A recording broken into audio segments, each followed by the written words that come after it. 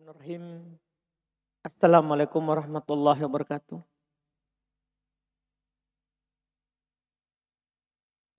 Innal hamdalillah nahmaduhu wa nasta'inuhu wa nastaghfiruh wa na'udzu billahi min syururi anfusina wa min sayyiati a'malina.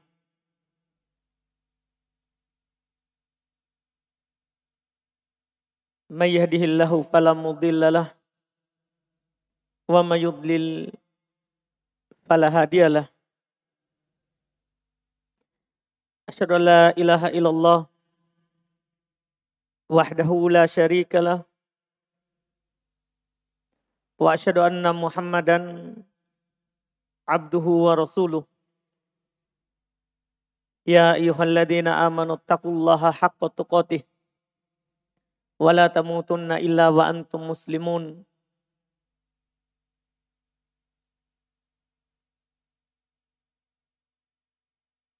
Ya ayuhan nasu taqu rabbakumul ladzi khalaqakum min nafsin wahidah wa khalaqa minha zawjaha wa batha minhuma rijalan katsiran wa nisaa wattaqullaha alladzi tasaaluna bihi wal arham innallaha kana 'alaikum raqiba. Ya ayyuhalladzina amanu taqullaha wa qulu qawlan sadida yuslih lakum a'malakum wa yaghfir lakum dhunubakum wa may yuti'illah wa rasulahu faqad faza fawzan 'azima. Amma ba'd, fa inna asdaqal hadithi kitabullah wa khairul huda huda Muhammadin sallallahu alaihi wa ala alihi wasallam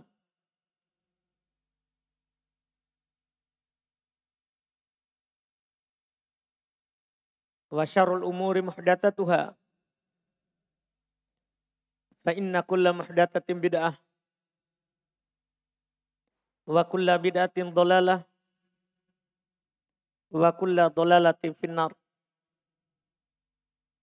Ikhwan wal akhwat rahimani wa rahimakumullah.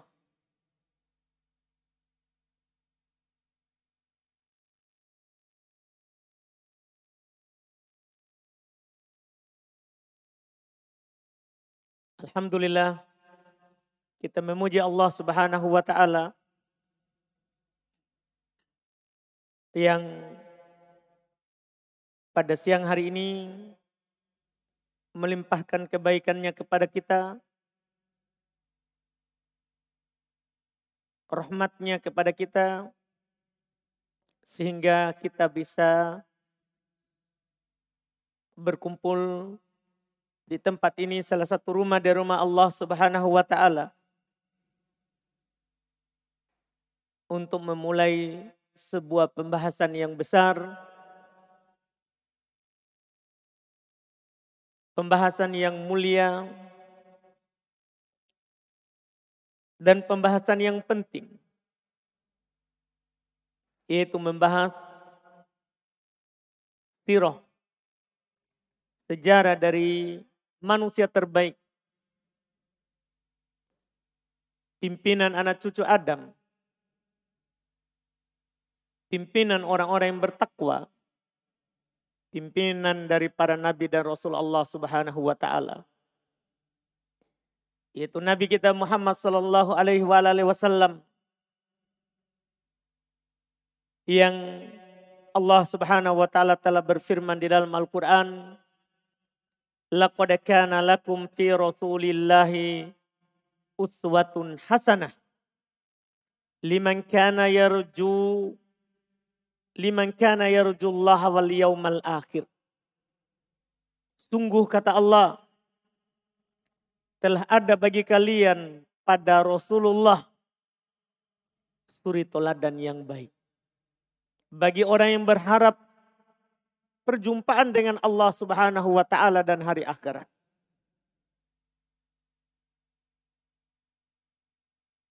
Ayat ini memberikan faedah bahwa harus kita mempelajari dari siro Nabi kita Muhammad SAW. Karena Allah katakan sungguh telah ada suri toladan. Bagaimana kita mau menjadikan beliau sebagai contoh, sebagai panutan. Nah kita tidak tahu sejarahnya. Kita tidak tahu sirah beliau, bagaimana beliau dari lahir sampai meninggalkan dunia ini. Apalagi ditambah dengan sabda Nabi Sallallahu Alaihi Wasallam, la yu'minu ahadukum hatta akuna ahabba ilaihi mi walidihi wa waladihi wan nasi ajma'in. Tidak beriman salah seorang dari kalian sampai dia lebih mencintai saya daripada orang tuanya, anaknya, dan manusia seluruhnya. Bagaimana kita mencintai Rasulullah sementara kita tidak kenal. Kita tidak tahu sejarah hidupnya. Bagaimana dakwahnya. Apa yang beliau dapatkan dalam jalan Allah Subhanahu wa ta'ala. Tidak sempurna. Gimana kita dikatakan akan lebih beriman. Akan kuat keimanannya. Sementara kita tidak tahu sejarah yang diutus kepada kita. Apalagi mau menjadikan contoh dalam kehidupan. Maka dari sinilah hanya dengan satu ayat ini dan hadis tadi.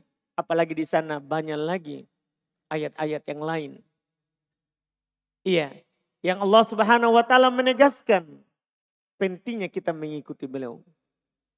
Kita ambil contoh misalnya, Allah berfirman, "Wa may yuti'illah wa may yuti'ir rasul faqad ata Allah." Siapa yang taat kepada Rasul maka sungguh dia telah taat kepada Allah. Bagaimana dia taat kepada Rasul kalau dia tidak tahu Rasulnya? Dan juga Allah Subhanahu wa taala in tuti'uhu tahtadu. Jika kalian mentaatinya kalian akan mendapatkan petunjuk. Gimana kita mendapat petunjuk kalau kita tidak tahu sejarah yang memberikan dan menjadi sebab kita dapat petunjuk? Ini sangat penting. Apalagi Allah Subhanahu wa taala berfirman, "Wa ma atakumur rasul fakhudhuh wa ma nahakum anhu fantahu." Apa yang dibawa oleh Rasul ambil. Dan apa yang dilarang oleh Rasul tinggalkan. Gimana caranya kita mau ambil? Nah kita tidak tahu. Apa yang beliau sampaikan. Dari saat beliau diutus sampai beliau meninggal. Dan apa yang dilarang oleh Rasul tinggalkan. Gimana kita mau tinggalkan? Nah kita tidak tahu sejarahnya. Kita tidak tahu sejarahnya. Apalagi Allah Subhanahu wa taala berfirman, "Falyahdharil ladzina yukhalifuna an amri an tusibahum fitnah aw yusibahum adzabun alim." Hendaklah hati-hati orang yang keluar dari perintahnya. Akan ditimpakan kepada mereka kesesatan atau ditimpakan kepada mereka siksaan yang menyakitkan. Kalau kita baca-baca ayat ini, kita tidak bisa duduk, tidak bisa tidur. Iya, kalau kita tidak tahu sejarah Rasul. Banyak di sana kaum muslimin, iya, mengaku pengikutnya Rasul. Tapi kalau ditanya namanya, paling dihafal Muhammad. Tidak tahu nama bapaknya, tidak tahu nama kakeknya. Ini masalah. Banyaknya orang di sana tidak tahu pentingnya sejarah Rasul.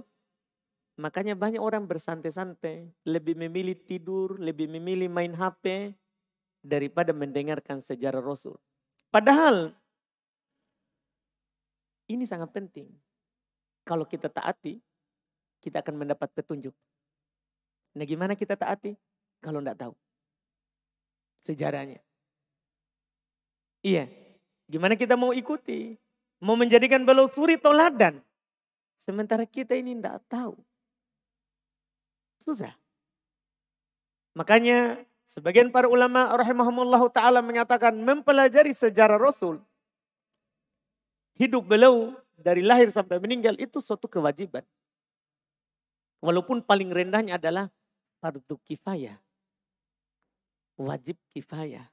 Berarti kan tidak tinggal sunnahnya. Kalau sudah ada yang melakukannya, gugur dosanya saja. Bukan berarti gugur kewajibannya untuk mempelajari. Cuman tidak berdosa.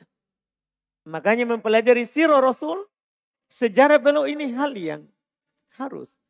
Bersyukur kita kalau ada yang membukanya. Bersyukur kita kalau ada yang memberikan pelajaran tentangnya. Karena ini pelajaran yang sangat penting sekali. Iya, karena dengan mempelajari sejarah Rasul Sallallahu Alaihi Wasallam, banyak hal yang kita akan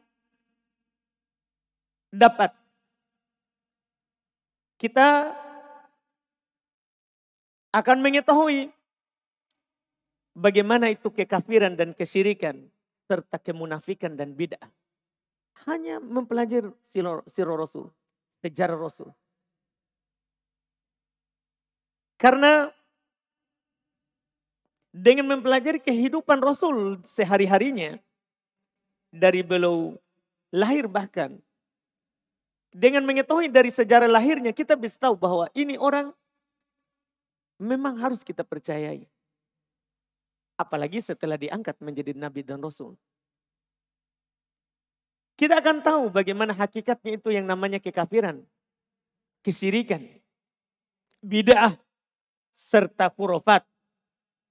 Dengan mempelajari sirah Rasul, apalagi kita kalau penuntut ilmu, orang yang mau berdakwah, ini harus mempelajari sirah Rasul.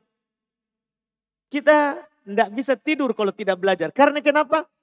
Dengan mempelajari sirah Rasul, kita akan mengetahui bagaimana tahap dalam berdakwah, tahap dalam menyampaikan ilmu kepada orang. Karena Nabi SAW diwahyukan oleh Allah Subhanahu wa taala syariat yang mulia ini bertahap. Dari situ kita bisa tahu gimana cara kita menyampaikan sesuatu. Bagaimana cara kita menyampaikan sesuatu. Dan juga mempelajari sirah sejarah Nabi kita Muhammad SAW. Kita akan mempelajari keimanan yang sebenarnya. Kita akan mempelajari akidah yang benar. Karena Nabi SAW mengajarkan kepada kita keyakinan yang benar dan memperingatkan kita keyakinan yang tidak benar. Iya, makanya kajian ini karena begini pentingnya, ini bukan khusus perempuan. Ini umum, semua orang harus mempelajarinya. Setiap dari kita tidak ada yang bilang, saya tidak butuh itu pelajaran. Karena dengan mempelajari ini kita belajar tentang keimanan. Kita mempelajari bagaimana akidah yang benar. Kita juga bisa melihat nanti bagaimana agungnya ini Islam dan bagaimana kuatnya ini Islam. Dengan mempelajari sirah. Nanti antum bisa lihat nanti insya Allah. Bagaimana nanti ketika ada pembahasan peperangan. Nanti kita akan disebutkan. Bagaimana saat perang Badar apa yang terjadi. Berapa pasukan kaum muslimin. Dan berapa pasukan lawannya. Dengan itu nanti kita bisa lihat. Ini Islam sungguh agung. Dan sungguh kuat. Iya. Dengan mempelajari sirah. Kita bisa mengetahui bagaimana memperbaiki orang. Apakah itu pemerintahnya, orang terpandangnya atau masyarakat biasa. Kita bisa tahu bagaimana cara yang dilakukan oleh Nabi SAW. Bagaimana cara yang dilakukan oleh Nabi SAW. Dengan mempelajari sirah, kita akan mengetahui bagaimana wasiat-wasiat Rasulullah SAW terhadap setiap muslim dan muslimah di setiap tempat dan di setiap waktu. Kita akan tahu itu. Iya, dengan mempelajari sirah, kita nanti akan mengetahui bagaimana cara hidup yang benar secara perorangan atau masyarakat yang Islami. Dengan mempelajari sirah, kita bisa kenal dan bisa tahu sebab turunnya sebuah ayat dan sebab keluarnya sebuah hadis. Itu fungsinya. Kita bisa tahu. Akhirnya nanti kita bisa ambil hukum dari ayat itu. Oh ternyata kalau ada masalah saya seperti itu. Karena kan masalah manusia itu berulang. Kalau saya punya masalah seperti itu. Maka begini hukumnya, ini ayatnya, ini haditsnya. Kita bisa tahu. Dengan mempelajari sirah. Dan dengan mempelajari sirah. Dari sirah Nabi SAW. Kita bisa mengetahui mukjizat yang dibawakan oleh Nabi kita Muhammad SAW. Tambah yakin kita. Makanya kita bisa mempraktekkan hadis tadi itu yang saya sebutkan. La yu'minu ahadukum hatta akuna ahabba ilai miwalidihi wa waladihi wan nasi ajmain. Tidak beriman salah seorang dari kalian. Sampai dia jadikan orang yang paling dia cintai. Melebihi orang tuanya, anaknya, dan manusia seluruhnya. Dengan nanti kita baca bagaimana itu sejarah mukjizat Nabi SAW. Bagaimana beliau dijaga oleh Allah Subhanahu wa taala dari kecil. Dari kecil. Sampai belum meninggalkan dunia. Sampai menerima wahyu dan meninggal. Kita akan disebutkan itu. Makanya ini mempelajari sirah itu hal yang sangat penting. Apalagi Allah Subhanahu wa taala telah berfirman, laqad kana fi qisasihim ibrah li ulil albab. Sungguh telah ada dalam kisah-kisah mereka itu pelajaran bagi yang memiliki hati. Ada pelajaran. Kita bisa mempelajari bagaimana menjalankan hidup. Karena Nabi kita Muhammad SAW bukan hanya berada dalam kebahagiaan. Bukan. Ada juga kesusahannya. Dari situ kita bisa mengetahui nanti bagaimana beliau sallallahu alaihi wasallam hidup. Dan banyak lagi faedah yang disebutkan oleh para ulama kita di pembahasan faedah mempelajari sirah sejarah Nabi sallallahu alaihi wasallam. Dan paling terakhir di antara yang disebutkan oleh para ulama, dengan belajar sirah itu akan mengingatkan kita daruratnya itu. Belajar sirah. Hal darurat. Belajar sirah itu darurat. Tidak bisa kita tinggalkan. Tidak bisa kita tinggalkan. Itu hal yang darurat. Wajib bagi setiap muslim dan muslimah. Nanti. Dan banyak lagi faedah lain. Iya. Dari faedah mempelajari ilmu yang sangat mulia ini. Ilmu yang sangat mulia ini. Ini yang sedikit faedah mempelajari sirah. Disebutkan ya oleh Syekh Muhammad Mulla Faik Asy-Syahruzuri. Beliau mengumpulkan sebuah kitab Sirah Nabawiyah di bawah naungan Quran dan Sunnah. Di bawah naungan Quran dan Sunnah tentang pentingnya mempelajari ilmu yang satu ini. Sirahnya, sejarahnya Nabi kita Muhammad sallallahu alaihi wasallam. Dalam mempelajari sirah ini kita akan belajar buku ringkas, buku pendek. Terkait dengan sejarah Nabi kita Muhammad sallallahu alaihi wasallam. Mulai dari lahir sampai sakit dan meninggal. Sampai sakit dan meninggal. Kitab yang kita maksud adalah ya Al-Urjuzah Al-Mi'iyah fi dzikri hali asyrafil al-bariyah. Kitab ya 100 bait syair dalam menyebutkan keadaan sejarah manusia terbaik, yaitu Nabi kita Muhammad sallallahu alaihi wasallam, yang ditulis oleh Al-Allamah Abul Hasan Ali ibn Abil Izz Al-Adzra'i Ad-Dimashqi Al-Hanafi. Beliau tulis sejarah ringkas Nabi SAW dari lahir sampai meninggal dalam bentuk nazm, dalam bentuk bait syair. Ada 100 bait syair di tulisan ini terdiri dari 3 bagian, 2 bait syair pembuka, kemudian 2 bait syair penutup. Sisanya sejarah dari Nabi kita Muhammad SAW. Berarti sekitar berapa yang belum bahas sirah Nabi? 100 kurang 4. Berarti berapa? 96 bait syair. 96 bait syair. Karena ini adalah tentang sirah, maka pada pertemuan ini kita harus tahu dulu sirah, sejarah dari penulisnya. Jangan sampai nanti kita membahas ke dalam dan kita tidak tahu siapa penulis dari kitab ini. Kita akan menyebutkan sedikit tentang namanya, tahun lahirnya, tahun wafatnya, guru-gurunya, serta karya ilmiahnya. Beliau dikenal dengan Ibnu Abil Izz. Dikenal dengan Ibnu Abil Izz.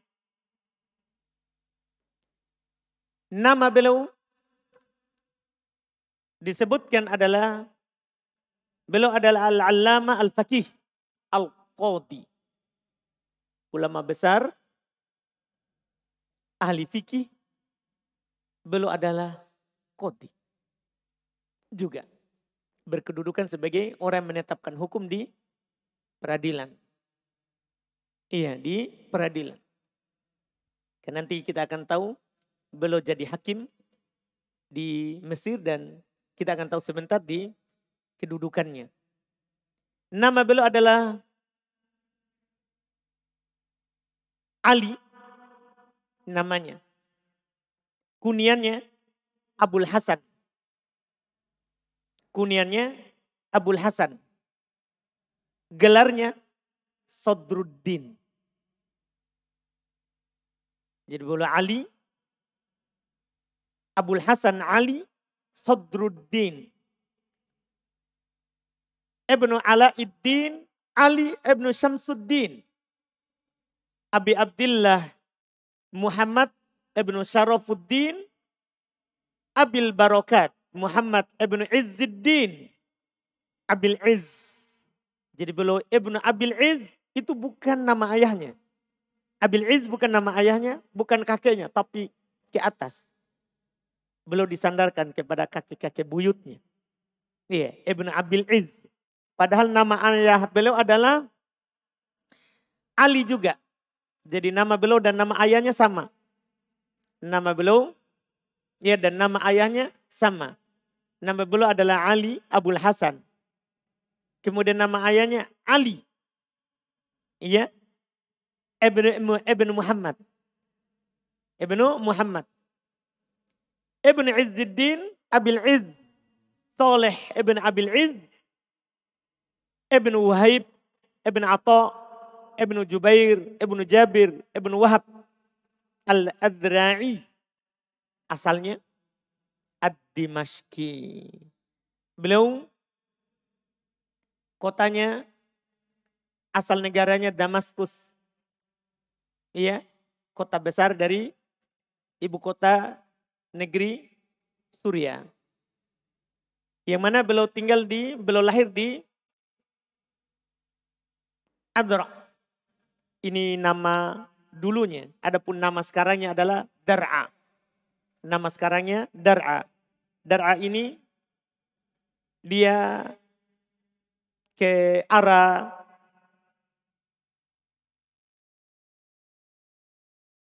utara dari negeri kota Damaskus sekitar 100 kilo jaraknya dari kota Damaskus. Beliau lahir di daerah ini asalnya. Beliau lahir di daerah ini, Ad-Dara'i. Sekarang namanya salah satu dari kabupaten dari Damaskus, Dar'a. Dar'a kalau namanya sekarang. Dan beliau terkenal dengan Ibnu Abil Izz Al-Hanafi. Nah, ini nanti menggambarkan madhabnya. Madhab beliau secara fikih adalah madhab Imam Abu Hanifah. Iya, di atas madhab. Ya kakek-kakeknya semua juga, ayahnya bahkan Hanafi. Hanafi. Pengikut madhab Imam Abu Hanifah rahimahullah. Beliau lahir di bulan Dzulhijjah tanggal 22. Tanggal 22 bulan Dzulhijjah tahun 731 Hijriah. Ini penulisnya. Beliau lahir, saya ulangi, penulisnya ini Ibn Abil Izz.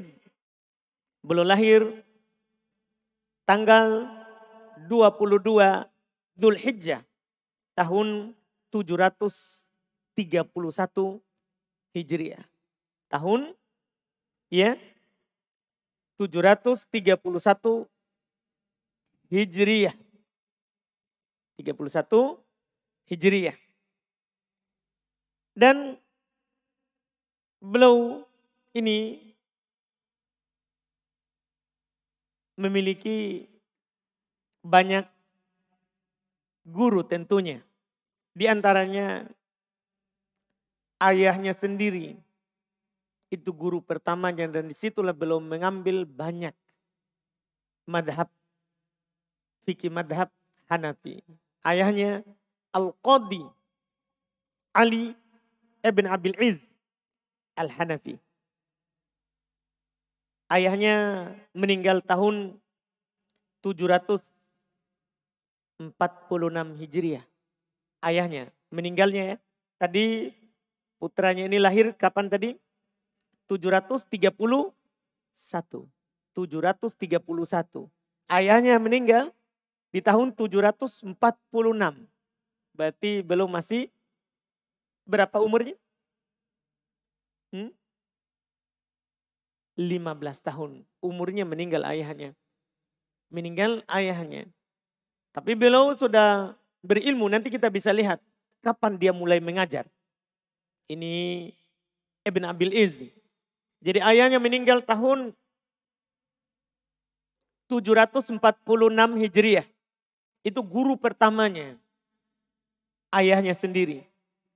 Kemudian guru beliau juga adalah Al-Hafidh Ibnu Katsir. Tidak ada yang tidak kenal beliau. Ini muridnya ini. Ibn Abil Izz ini muridnya Ibnu Katsir. Pemilik tafsir Ibnu Katsir. Dan ahli sejarah juga. Ahli sejarah juga. Karena Ibnu Katsir punya karya besar dalam sejarah. Al-Bidayah dan Nihayah. Iya. Beliau tulis sejarah dari manusia pertama sampai orang di masanya. Sampai orang di masanya. Itu Ibnu Katsir. Iya. Ini guru beliau. Dan beliau telah sebutkan di bukunya Akidah Thahawiyah tentang gurunya ini. Ini guru beliau yang kedua. Kemudian yang ketiga, guru beliau yang ketiga adalah Al-Faqih, ahli fikih juga, Ibrahim ibn Ali ibn Ahmad Al-Hanafi, juga Ad-Dimashqi.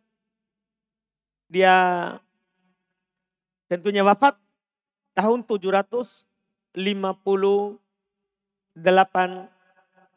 Hijriah, gurunya ini.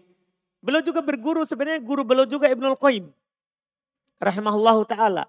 Tapi belum tidak sebutkan. Belum ambil tulisannya juga dari Ibnul Qayyim. Tapi belum tidak sebutkan. Disebabkan banyak ada murid dari Ibnul Qayyim. Tidak sebutkan kalau belum gurunya. Kenapa? Karena sebab permusuhan orang terhadap Syekhul Islam Ibn Taimiyah rahimahullahu ta'ala. Sampai masuk ke penjara itu. Sehingga banyak murid-muridnya tidak menyandarkan dengan terang-terangan kalau itu adalah gurunya. Karena itu tadi. Orang kalau disebutkan saya muridnya si fulan. Biasanya mereka juga akan ikut dimusuhi.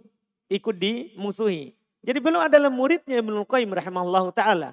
Karena kan Ibnu Taimiyah punya murid Ibnu Katsir. Karena Ibnu Katsir gurunya adalah Ibnu Taimiyah. Demikian pula Ibnul Qayyim. Gurunya siapa? Ya kan? Gurunya Ibnu Taimiyah. Ini semua muridnya Ibnu Taimiyah ini. Ibnu Katsir, Ibnu Qayyim, muridnya dari Ibnu Taimiyah. Belum belajar dari Ibnu Katsir, belum belajar dari Ibnu Qayyim. Cuman belum tidak sebutkan secara terang-terangan bahwa belum adalah muridnya. Karena permusuhan orang terhadap Ibnu Taimiyah. Permusuhan orang terhadap Ibnu Taimiyah. Padahal penukilan-penukilan beliau itu banyak dari ucapan dari Ibnu Qayyim, gurunya. Rahimahullahu ta'ala. Adapun madhabnya, beliau rahimahullah tumbuh di atas madhab fikih Hanafi. Beliau tumbuh besar di atas madhab fikih Hanafi. Iya, tentunya karena memang ayahnya lah yang mentalkin beliau, mengajarkan beliau ini madhab Hanafi. Sampai beliau jadi ahli untuk menjadi qadhi dalam madhab Hanafi. Dalam madhab Hanafi. Adapun kedudukan jabatan yang pernah beliau duduki, beliau mengajar di sekolah. Beliau mengajar di sekolah yang tentunya sekolah orang Hanafiyah itu pada tahun 748. Waktu itu umurnya belum 17 tahun. Jadi umurnya belum 17 tahun beliau sudah jadi pengajar sekolah. Belum 17. Sudah menjadi pengajar sekolah. Ya 17 itu baru tamat SMA kalau kita. Kan begitu. Belum tamat, beliau sudah mengajar di sekolah. Ini menunjukkan ya kekuatan ilmu yang beliau miliki. Kekuatan ilmu yang beliau miliki. Kemudian beliau juga yang kedua mengajar juga di sekolah yang lain. Kalau tadi itu di sekolah yang bernama Qaimah Roziyah Al-Hanafiyah. Juga beliau mengajar di sekolah Ar-Rukniyah Al-Hanafiyah pada tahun 777 Hijriah. Setelah itu beliau menjadi Qadha'ul Hanafiyah, beliau menjadi qadhinya orang-orang Hanafiyah di Damaskus, di negeri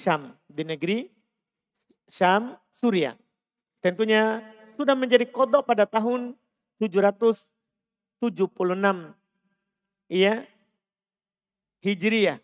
Dan setelah itu beliau juga diangkat menjadi hakim di Mesir.